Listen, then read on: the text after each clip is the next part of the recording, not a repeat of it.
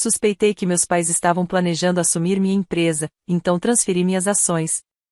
Um mês depois, eles anunciaram um plano de reestruturação e ficaram chocados ao descobrir que eu já não tinha mais o controle.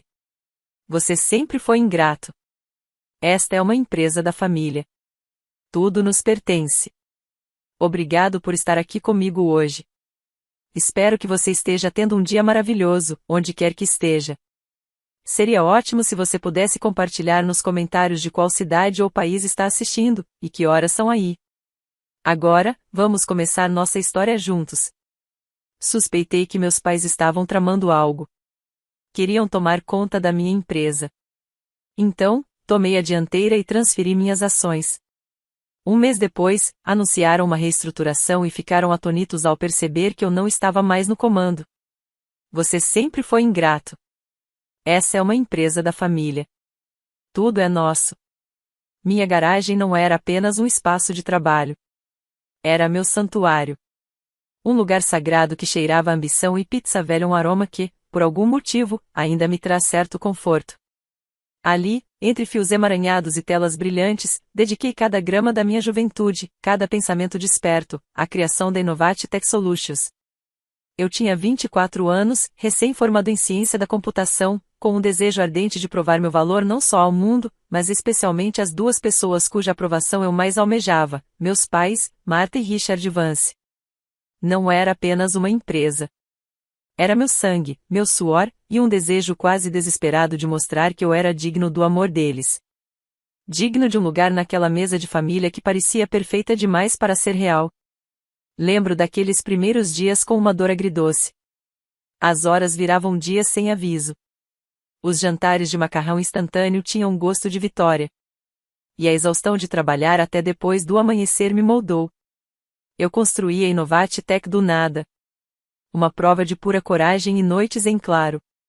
Meus pais, bem-sucedidos no ramo imobiliário, me deram um empréstimo modesto $10.000 para comprar os primeiros equipamentos de servidor. Uma fração do que eu mesmo investi. Mas, para eles, aquilo era um investimento. A fundação sobre a qual nosso negócio de família cresceria. Michael, querido, dizia minha mãe, com a voz doce como mel quente, é muito importante manter tudo em família. É para a nossa segurança. Ela dizia isso com um sorriso que parecia derreter gelo, mas escondia uma armadilha de aço. Achei que era amor. Era controle. Por insistência deles e por um desejo profundo de agradá-los, de ser o filho perfeito, registrei a Innovate Tech como uma empresa familiar. Eles assumiram cargos simbólicos no conselho. Nunca puseram os pés na garagem. Nunca entenderam uma linha de código, um algoritmo. Aquilo era meu mundo, não o deles. Mas, em cada evento social, cada coquetel no clube de campo, lá estavam eles, sorrindo. A empresa do nosso filho. Nosso negócio de família. Palavras ocas, um teatro para impressionar. Emily, minha irmã mais nova, alguns anos abaixo de mim, parecia atravessar a vida carregada em bandeja de prata. Era filha de ouro. Idolatrada sem esforço, bem-sucedida sem esforço. Tudo nela parecia superficial. Estudou nas melhores escolas, dirigia os carros mais novos e nunca parecia suar. Enquanto eu trabalhava incansavelmente, construindo, provando meu valor, esperando por uma migalha do afeto que parecia brotar naturalmente dela, Emily estava sempre ao lado dos meus pais, reforçando suas narrativas, me fazendo sentir como uma estranha observando de fora. Ela era mestre em revirar os olhos com sutileza, suspirar com desprezo, dar aqueles empurrõezinhos suaves que, de alguma forma, sempre me colocavam à margem. Eu a amava, é claro. Era minha irmã. Mas sempre existiu um ressentimento silencioso, uma sensação constante de estar nadando contra uma corrente que favorecia apenas ela. À medida que a Innovate Tech crescia, o doce aroma do sucesso se espalhava, misturado ao gosto metálico da desconfiança. As visitas dos meus pais mudaram. Eles pararam de elogiar. Começaram a inspecionar. Você tem certeza de que essa nova campanha de marketing faz sentido, Michael? Minha mãe perguntava com as sobrancelhas levemente arqueadas, sugerindo que eu não sabia o que estava fazendo. Richard exigia relatórios financeiros com a voz firme, sempre comparando meus gastos com os deles, insinuando nem tão sutilmente que eu era imprudente e irresponsável. Lembre-se, filho, este é o nosso investimento. Precisamos proteger o legado da família. O zumbido dos meus servidores, que antes me embalava como uma canção de ninar, agora soava como uma estática crescente em meus ouvidos, um aviso.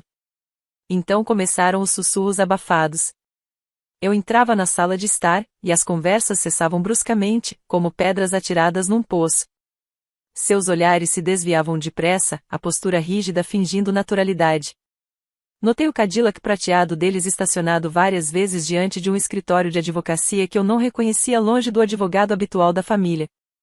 O comportamento deles comigo já havia mudado há algum tempo, mas agora era impossível ignorar.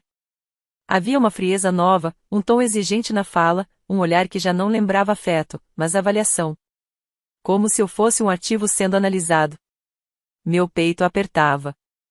Um medo gelado me atravessava os ossos. O estômago revirava, um nó familiar de ansiedade crescendo a cada sussurro, a cada troca de olhares silenciosa entre os dois. A casa onde cresci antes um lugar de conforto e suposta segurança de repente parecia estranha. Cada foto na parede, com seus sorrisos largos e o meu meio contido, agora parecia uma acusação silenciosa.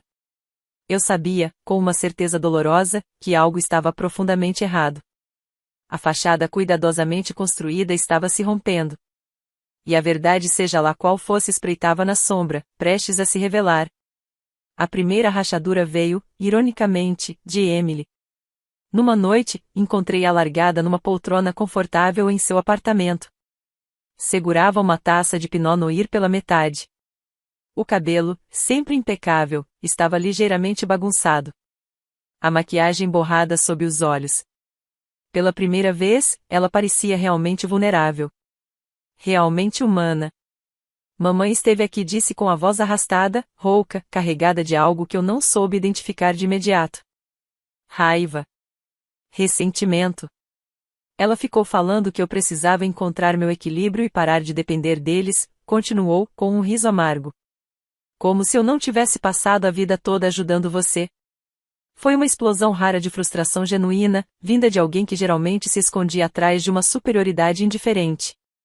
Vi minha oportunidade. Eles estão agindo de forma estranha, comecei com cautela. Reuniões secretas, sussurros. Está tudo muito esquisito. Ela soltou um riso seco, sem humor. Sai dessa, Michael. Eles estão planejando algo grande. Fez uma pausa e deu um gole longo no vinho. Eu ouvi eles conversando com o Sr. Davis, não o advogado da família. O outro. Estavam falando sobre reestruturar a Innovate Tech. Disseram que você está muito independente, ingrato. E que precisavam retomar o controle, antes que você destruísse tudo. As palavras dela me atingiram como um soco. Cada sílaba era um caco de vidro perfurando o mundo que eu havia construído com tanto cuidado. Minha mente girava. Ingrato. Joguei a caneca no chão. Eu transformei a Innovate Tech em uma empresa multimilionária. Um feito do qual eles viviam se gabando. Foi minha visão, meu trabalho, meus sacrifícios. E eles me viam como um peso, alguém fora de controle, que precisava ser contido. Eles estavam falando em tomar o controle. Michael, continuou Emily, a voz baixando até virar um sussurro, eles acham que você está se achando demais. Mamãe disse que você se perdeu, que eles precisam intervir para proteger o investimento, para garantir o legado da família. Ela fez uma pausa antes de continuar. Ela até falou em te substituir por alguém mais manejável. Sinceramente, acho que por um segundo até consideraram me colocar no seu lugar. Mesmo eu não sabendo a diferença entre um garçom e uma frigideira. Uma risada amarga escapou dos seus lábios. Meu peito apertou, como se tivesse enrolado arame farpado em volta dos meus pulmões. O chão sob meus pés não estava apenas tremendo, ele se abria, revelando um abismo de traição. Olhei para a lareira de Emily. Sobre ela, uma foto de Natal tirada no ano passado, meticulosamente encenada. Eu estava lá, sorrindo, mas agora parecia um intruso. Uma figura deslocada. Meus dedos tremiam. A velha caneca de cerâmica que eu segurava escorregou e caiu ruidosamente sobre a mesa. Era isso. Eu não tinha mais nada.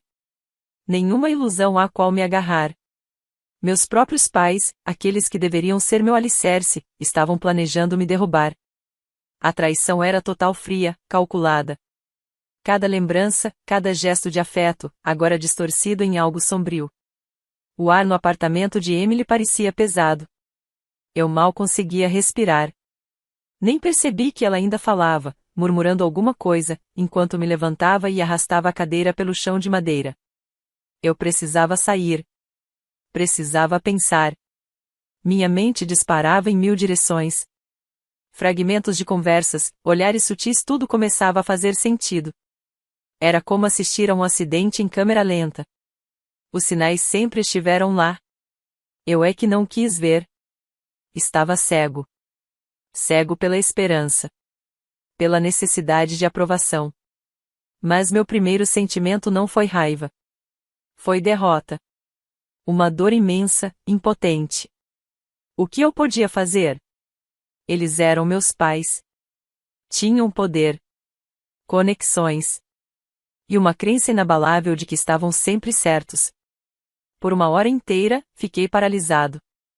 Uma marionete prestes a ter os fios cortados. Me tranquei no meu escritório. O zumbido constante dos servidores, antes reconfortante, agora soava como zombaria. Como um lembrete cruel do que eu estava prestes a perder. Olhei para a foto de família na minha mesa. Aquela em que, agora, eu me via recortado mentalmente. Passei os dedos sobre o meu rosto sorridente. Um fantasma de tempos mais simples. Mais ingênuos. Pensei em desistir. Largar tudo. O pensamento me envolveu como um manto escuro de esquecimento. Era quase sedutor. Mas então, algo mudou. Uma brasa fria de desafio acendeu dentro de mim. Eu construí isso. Eu sangrei por isso. Ninguém, nem mesmo eles, vai me tirar isso. Meu desespero se cristalizou em determinação. Peguei meu laptop, os dedos voando pelo teclado, procurando pelos melhores advogados corporativos da cidade. Na manhã seguinte, conheci Sarah Jenkins. O escritório dela, com cheiro de livros antigos, café fresco e um leve aroma cítrico de limão, virou meu refúgio. Sarah era afiada, objetiva, mas com uma empatia discreta que acalmava meus nervos expostos. Contei tudo, os anos de manipulação silenciosa, os sussurros, a confissão de Emily. Ela ouviu com atenção. O olhar firme. A calma controlada. Era uma tábua de salvação no meio do mar revolto que minha vida tinha se tornado. Michael, isso não é ingratidão, disse ela, com a voz firme, cortando de vez minhas dúvidas. Isso é autopreservação. Trata-se de limites. E eles estão tentando apagar os seus completamente. As palavras dela foram como um jato de água fria. Me despertaram. Ela então começou a me explicar com calma a minha posição precária na atual estrutura acionária. Meus pais, mesmo com cargos meramente simbólicos no conselho, detinham mais poder do que eu jamais percebera por ingenuidade ou excesso de confiança. Mas ela também trouxe uma saída. Precisamos agir de forma rápida e discreta, explicou, enquanto rabiscava diagramas em um quadro branco. A melhor defesa, neste caso, é um ataque estratégico e cirúrgico. Podemos transferir a maioria das suas ações para um terceiro de confiança. Alguém leal a você. Alguém que compreenda a sua visão para a Innovatech. Imediatamente pensei em David, meu COO. David esteve ao meu lado quase desde o início, um gênio da programação, um amigo leal. Ele viveu os Ramen Nights comigo, as crises existenciais, os pequenos triunfos. Ele entendia a Innovatech porque ajudou a moldá-la, tijolo por tijolo, junto comigo. O processo legal foi objetivo, quase clínico. Mas cada assinatura nos papéis de transferência parecia arrancar um pedaço do meu coração. Foi um sacrifício necessário, uma incisão brutal para salvar o sonho pelo qual eu havia lutado por tantos anos. Depois que David saiu com os documentos em segurança, guardados em sua pasta de couro, o silêncio no escritório foi ensurdecedor. Era o prenúncio silencioso do que estava por vir. Enquanto Sarah cuidava de sua parte, comecei minha própria operação. Vasculhei e-mails antigos, encontrei ameaças veladas, comentários condescendentes dos meus pais.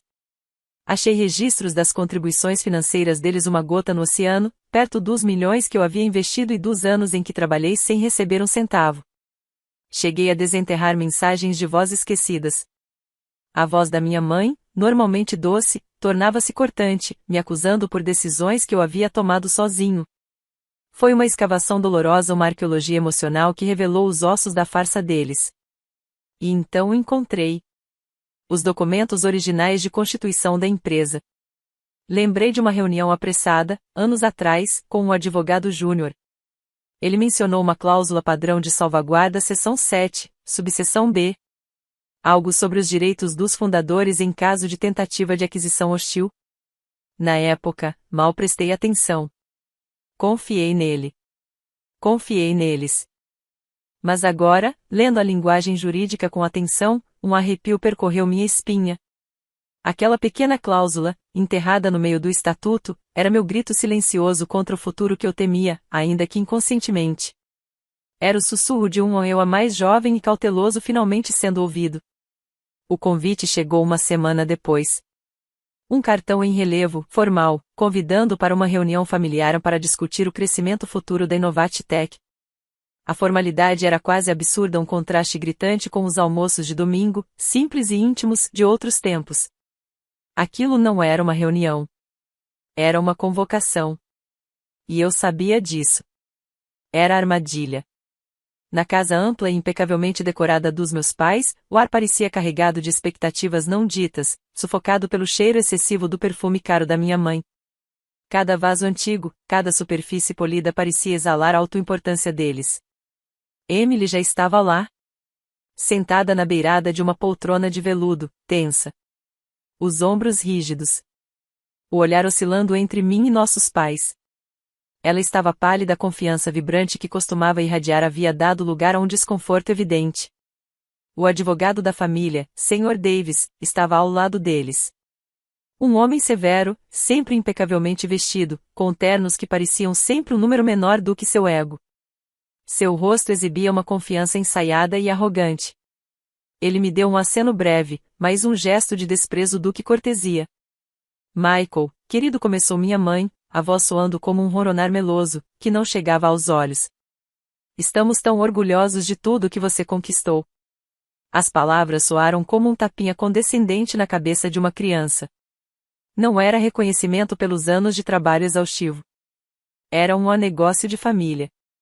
Ela fez uma pausa, enfatizando a palavra família, como se fosse algo sagrado e intocável. Chegou a hora de uma abordagem mais estruturada, disse ela. Richard se inclinou para a frente. Sua voz era firme, carregada da autoridade patriarcal a qual sempre estivera acostumado. Martha e eu, com nossa experiência, decidimos que o melhor a fazer é implementar um novo plano de reestruturação, para garantir a prosperidade de longo prazo da Inovatech. Ele começou um discurso meticulosamente ensaiado, detalhando como assumiria um controle mais direto. Eu seria marginalizada, reduzida a uma figura decorativa, talvez mantida como uma consultora externa. Um rebaixamento mal disfarçado, claramente desenhado para me privar de qualquer poder real.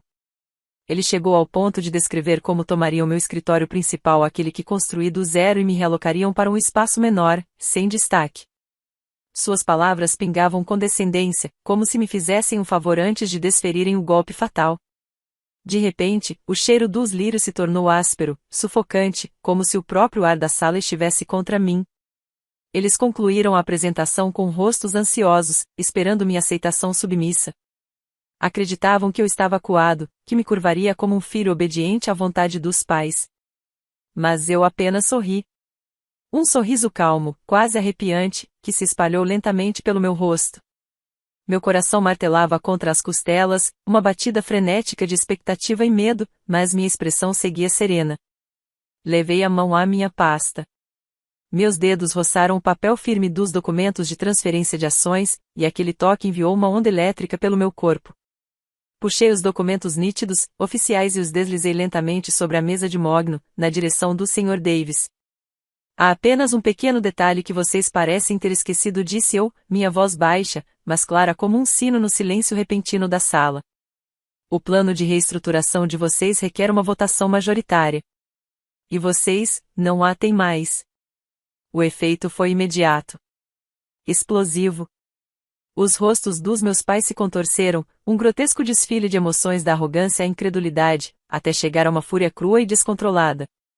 Richard bateu com força na mesa, fazendo as xícaras de chá tremerem. Marta gritou. Sua fachada de compostura se desfez em uma máscara de pura raiva. Você sempre foi ingrato.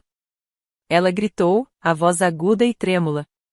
Isso é um negócio de família. Tudo isso é nosso, seu ingrato venenoso. Como pôde trair sua própria carne e sangue? O Sr. Davis, visivelmente perturbado, empalideceu. Gaguejou. Isso é inesperado, senhor. As acusações começaram a chover, como pedras afiadas. Traidor. Rugiu Richard, o rosto roxo de fúria. Eu sabia. Sabia que não podíamos confiar em você. No meio do caos, meus olhos encontraram os de Emily. Ela tremia. Estava pálida, os olhos arregalados, uma mistura de medo e uma nova, crescente compreensão. Aquela cautela habitual em sua expressão havia desaparecido. Em seu lugar, vi uma vulnerabilidade crua. E então, algo mudou. Um brilho de decisão endureceu seu olhar. Num raro e corajoso momento de confronto, tendo presenciado a verdadeira face dos nossos pais e a força silenciosa que eu mantinha, ela interveio. Sua voz, embora trêmula, foi firme, cortando o caos como uma lâmina afiada. Ele tem razão. Mãe. Pai. Disse ela, ganhando força a cada palavra.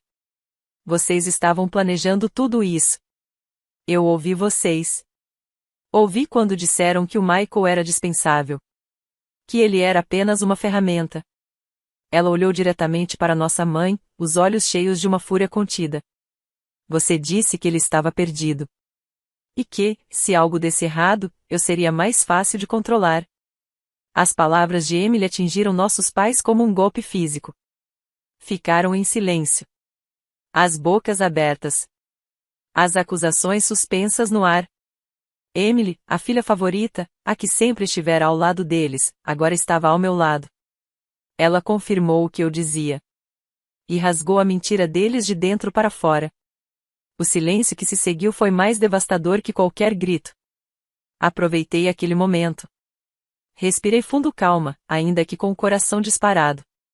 E já que estamos falando sobre o que nos pertence, continuei, com a voz firme, retirando outro documento da pasta. Talvez vocês queiram revisar os documentos originais de Constituição.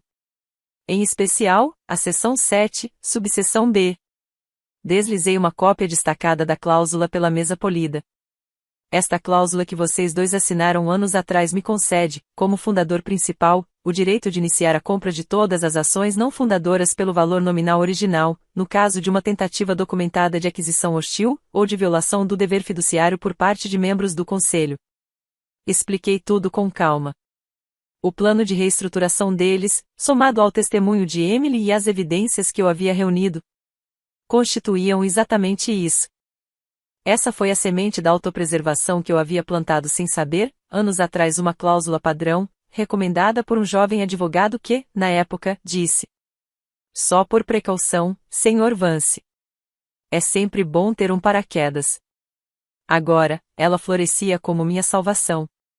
Aquela pequena cláusula, enterrada profundamente nos estatutos da empresa, tornou-se meu grito silencioso contra um futuro que, no fundo, eu sempre temi.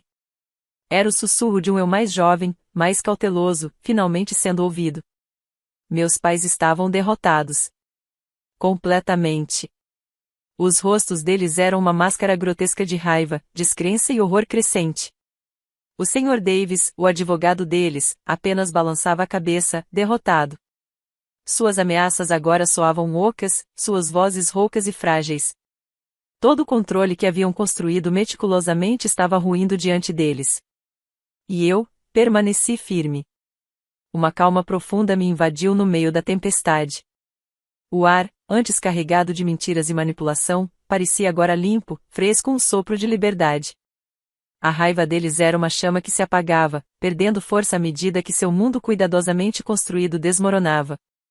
Pela primeira vez, eu compreendi o que era respirar livremente. A reunião de família não terminou com um estrondo, mas com os gemidos abafados de tiranos derrotados. Meus pais, vermelhos de raiva e cuspindo acusações, finalmente saíram furiosos, deixando o Sr. Davis para trás.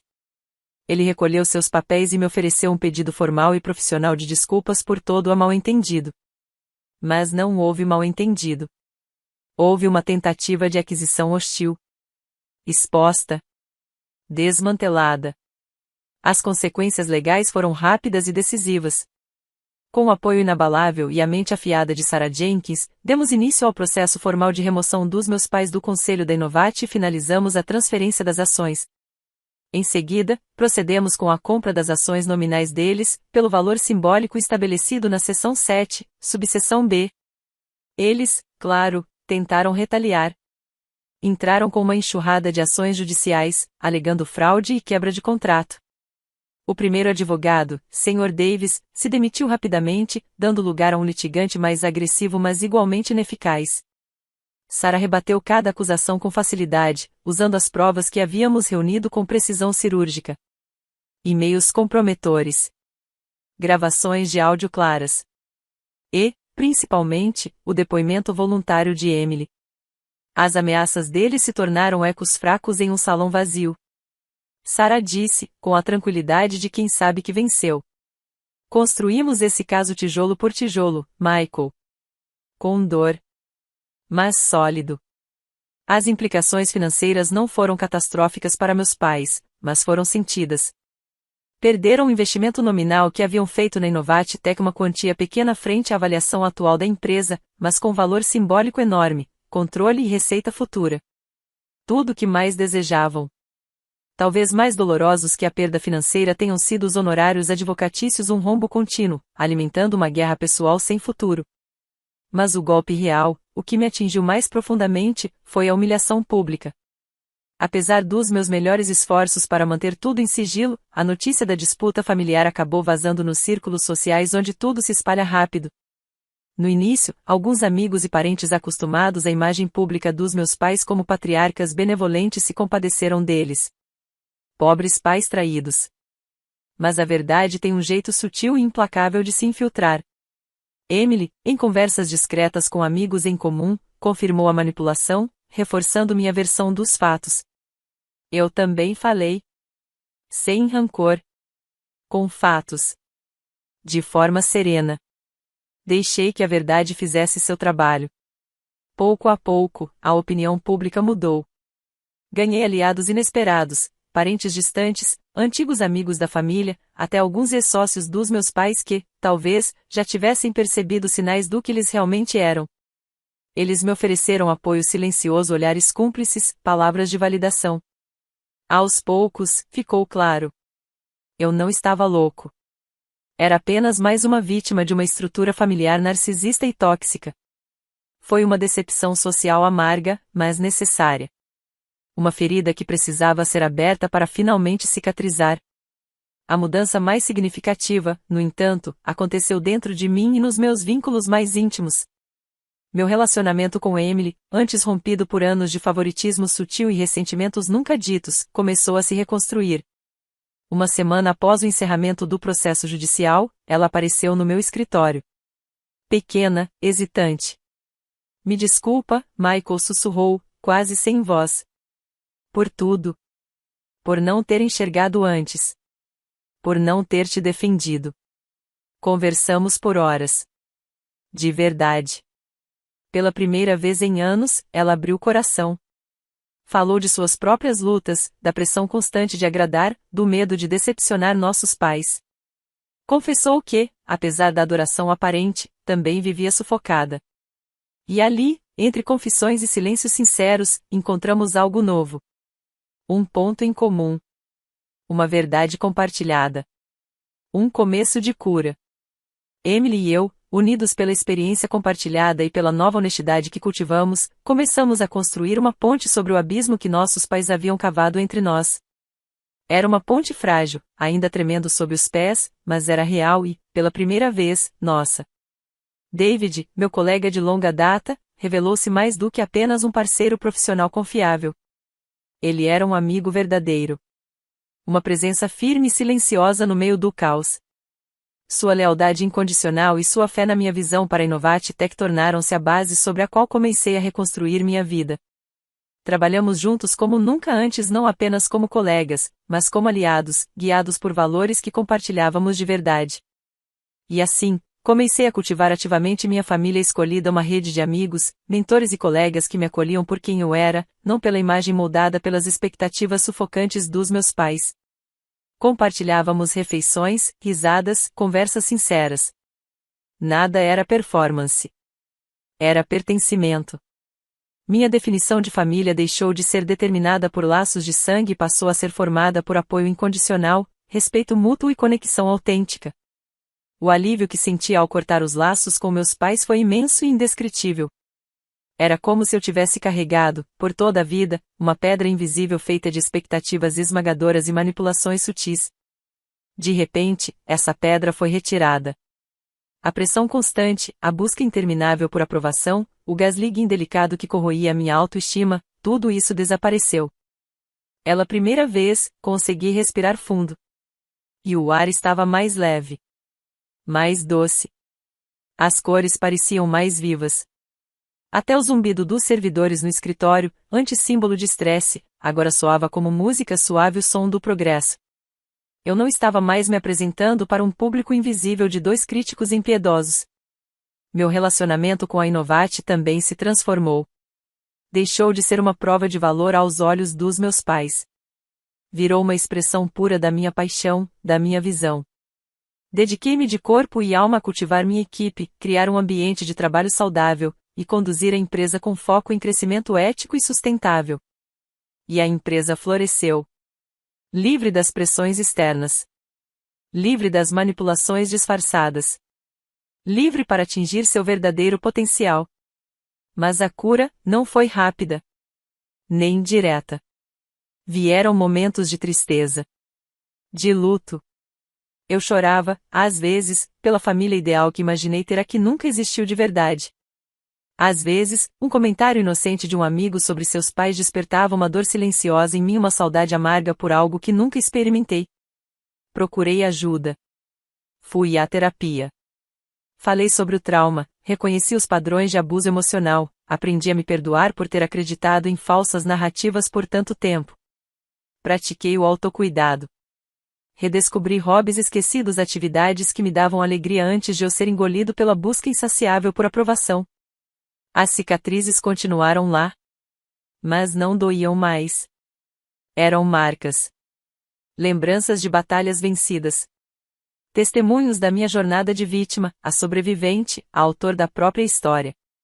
Quanto aos meus pais, a fachada social deles por tanto tempo impecável começou a rachar. Aquela atitude arrogante, os sorrisos condescendentes, as críticas sutis, tudo isso agora soava falso para quem conhecia os bastidores. Eles continuaram presos à negação, distorcendo os fatos, se fazendo de vítimas. Falavam para quem quisesse ouvir que eu era ingrato, que os traí.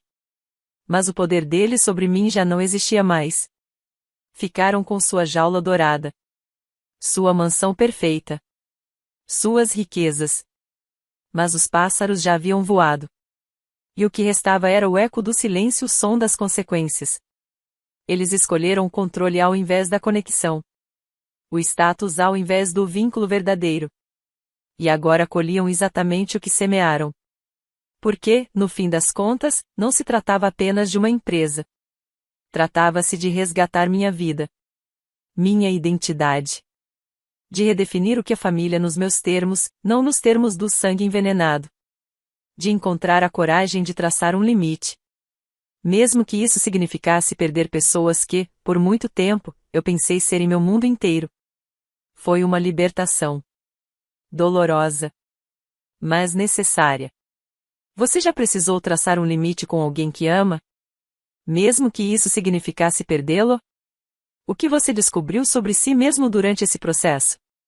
Que verdades vieram à tona quando você finalmente teve coragem de traçar aquele limite? Talvez tenha percebido que sua força sempre esteve ali, só precisava de espaço para respirar.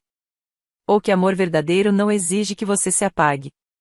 Talvez tenha aprendido a se escutar de verdade pela primeira vez. E, no meio da dor da perda, encontrou algo mais precioso. a si mesmo.